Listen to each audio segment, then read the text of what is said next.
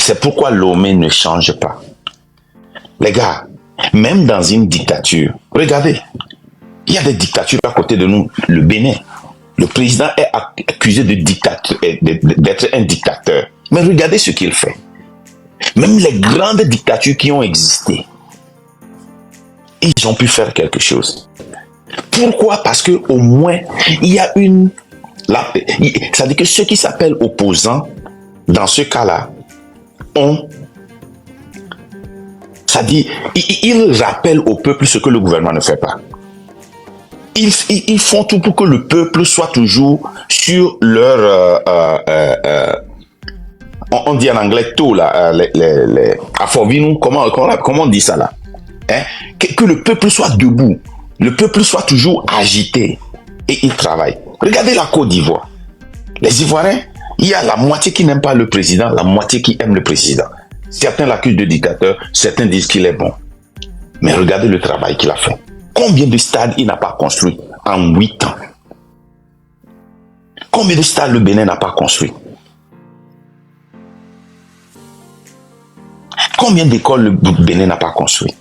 Combien de routes le Bénin n'a pas construit? Même les projets communs entre le Nigeria, le Bénin et le Togo pour avoir une route internationale, tous ont pris l'argent en même temps. Le Bénin a presque fini, le Nigeria a presque fini, le Togo n'a pas encore mis une pioche par terre. Et c'est la responsabilité des maires.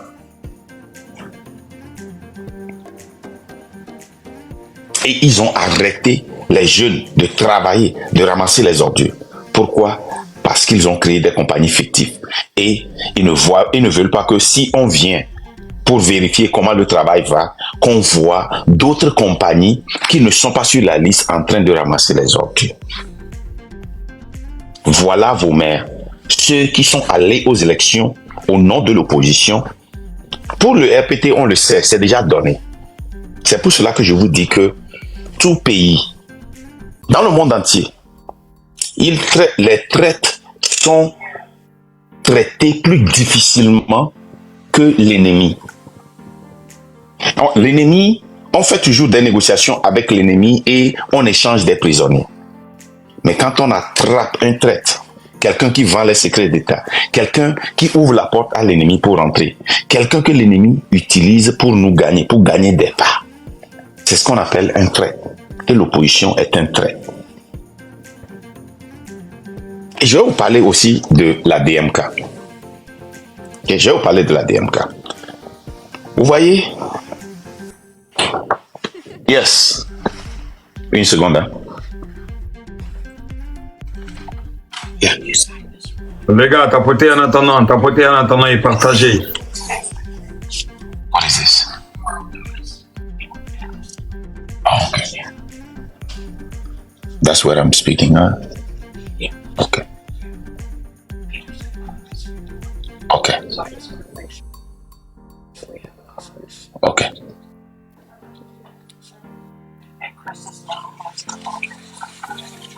Les gars, tapotez et partagez. Tapotez et partagez en attendant. Tapotez et partagez. Vous voyez? Et les gens me posent la question, pourquoi je m'en prends à l'opposition? Non, je ne m'en prends pas à l'opposition. Parce que moi-même, je suis opposé à Fort. Je m'en prends à ceux qui disent qu'ils sont avec nous, le peuple, mais qui nous exploitent. Je prends le cas de la DMK. La DMK, si j'ai bonne mémoire, est née avec l'élection de Agbeyoume. À travers, comment l'appelle-t-on, Monseigneur Poduro, si j'ai bonne mémoire, n'est-ce pas?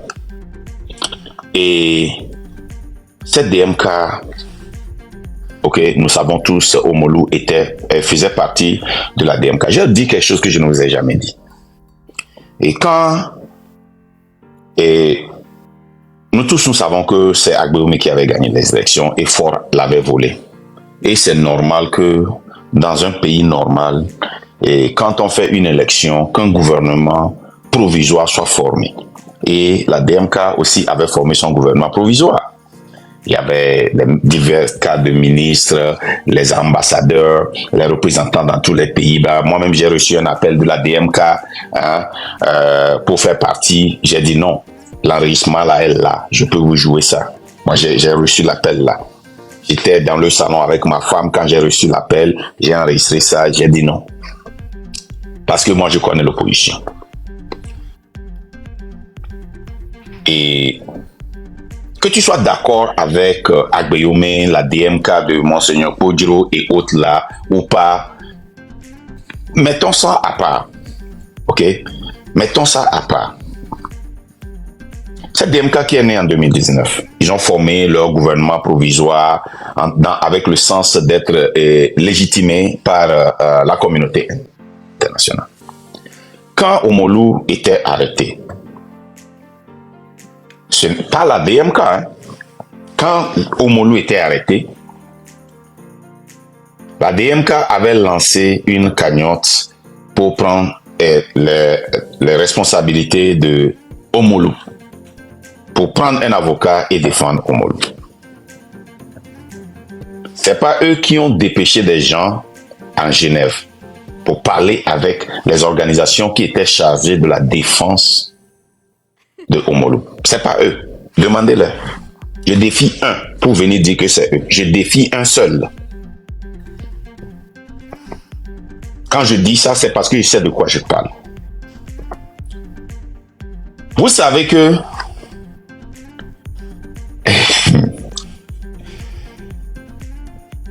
la DMK a refusé le soutien des organes de protection des défenseurs des droits de l'homme. Vous savez pourquoi? Parce que... Les gars, vous pouvez partager tous ensemble, s'il vous plaît. On est 300. Il faut que tous ces 300 partagent avec 10 amis. 10, 15 amis. Allez-y. Des fois, quand je vous parle, c'est comme si c'est... Quand tu parles du Togo et tu parles de l'opposition, c'est comme du cinéma. Au début, la DMK avait refusé les soutiens des organes de protection des défenseurs des droits de l'homme, exigeant qu'on les reconnaisse comme ambassadeurs du Togo à Genève. Parce qu'on avait demandé, premièrement, on avait demandé à ces organisations d'aller voir certaines personnes de la DMK pour le cas Omolu. Et le gars est revenu, il dit, ils ont refusé. Hein. On dit, ils ont refusé pourquoi? Qui refuse de l'aide? Ils connaissent votre pouvoir. Il dit non, parce qu'ils veulent qu'on les reconnaisse comme l'ambassadeur du Togo en Genève. Ok. Il y a une différence quand vous pensez que vous êtes élu et que vous formez votre gouvernement pour être légitimé. Mais quel pays va reconnaître votre ambassadeur? Pour être reconnu comme ambassadeur, il faut présenter des documents. Il faut une lettre de créance du gouvernement. Que nous le voulions ou non, que nous sachions que Faure avait volé les élections ou pas, c'est le seul gouvernement qui était reconnu et qui est reconnu aujourd'hui. Et c'est pour cela que nous luttons pour les enlever. Donc, ils n'avaient pas présenté une lettre de créance au gouvernement de Suisse pour être reconnus comme ambassadeurs en Suisse. Mais ils disent que tant qu'on ne va pas le reconnaître, eux, ils ne veulent pas l'aide. Les gens qui ont lutté pour faire sortir des grands prisonniers partout dans le monde, les dirigeants de la DMK les ont refoulés. À l'heure où je vous parle, l'argent qu'ils ont cotisé, ils n'ont pas tout dépensé pour les avocats. Hein. Et il y a de cela 1 an, les avocats qui représentent, comment l'appelle-t-on? Je vais voir mes notes. J'ai pris mes notes. Hein. Les avocats qui représentent Omolu, ils n'ont plus suivi les dossiers depuis plus d'1 an. Et ne sont même pas allés devant le juge pour le cas Omolu. Ça, c'est la DMK. La DMK qui continue par dire aux gens que eux, ils sont le gouvernement légitime. Mais ils sont dans la diaspora et ils n'ont jamais rencontré un maire. Oubliez les présidents, hein. Oubliez les ministres, oubliez les trucs. Ils n'ont jamais rencontré un seul maire. Ils se disent gouvernement légitime. Mais qu'est-ce qu'ils ont fait en 4 ans en tant que gouvernement? Donc, ils sont responsables des messes qui sont, comment l'appelle-t-on? Je ne comprends pas. Pourquoi vous pouvez refuser? Je vous dis ceci, j'ai gardé ça, on a gardé ça depuis très longtemps. Hein.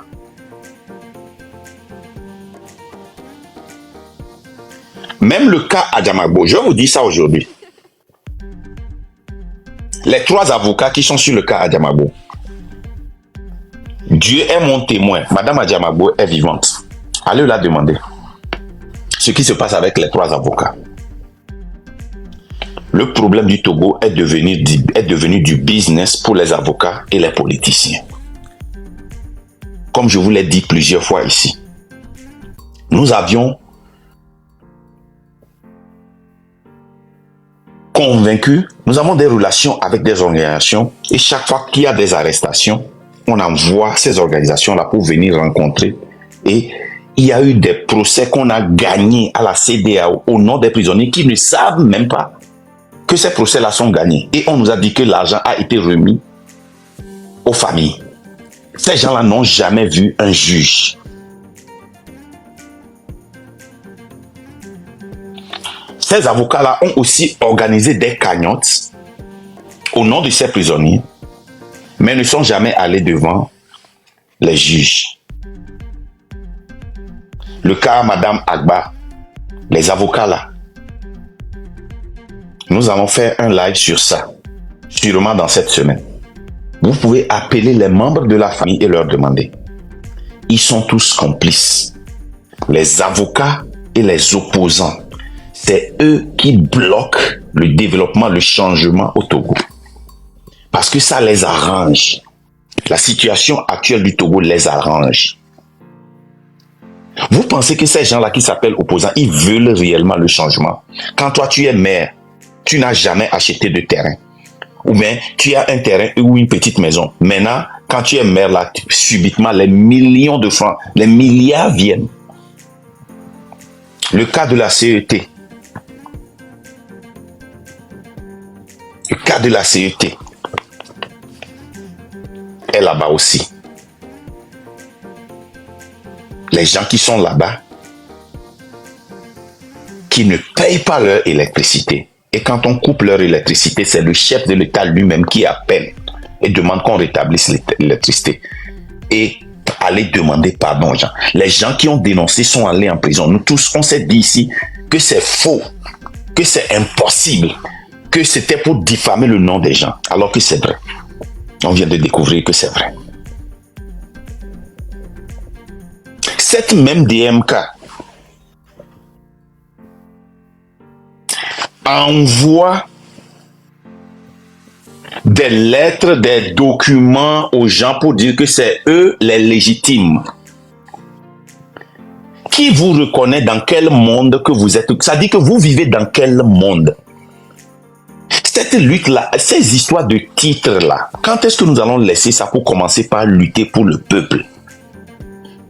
Ils sont dans la diaspora, ils s'appellent les ambassadeurs légitimes. Qui vous avez une fois rencontré en tant qu'ambassadeur? Vous êtes les ambassadeurs. Nous avons nos frères qui ont des problèmes à l'asile. En Allemagne, quand nous avions lancé les marches, on a dit aux gens que s'ils font les marches, là, on va prendre leurs photos et on va les signaler, on va les déporter. Vous étiez où? Vous vivez dans quelle utopie? Maintenant, cette DMK s'est séparée en deux. Il y a comment l'appelle-t-on, la DMP.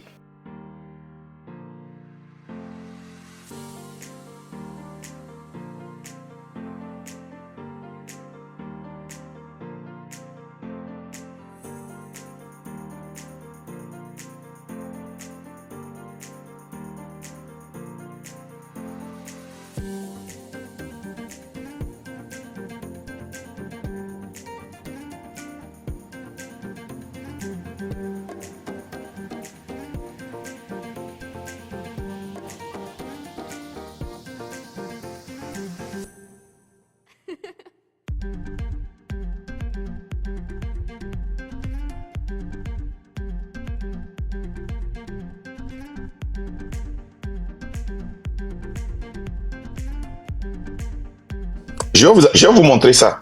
Là, les gens vont venir vous montrer ça.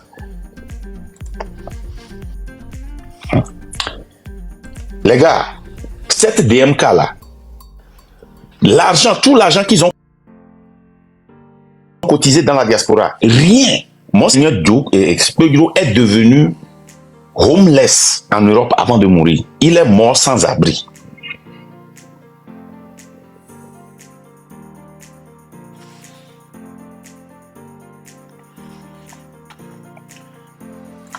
Là, les gens, je t'envoie deux documents là que tu vas voir rapidement. Comment ça s'est bien passé?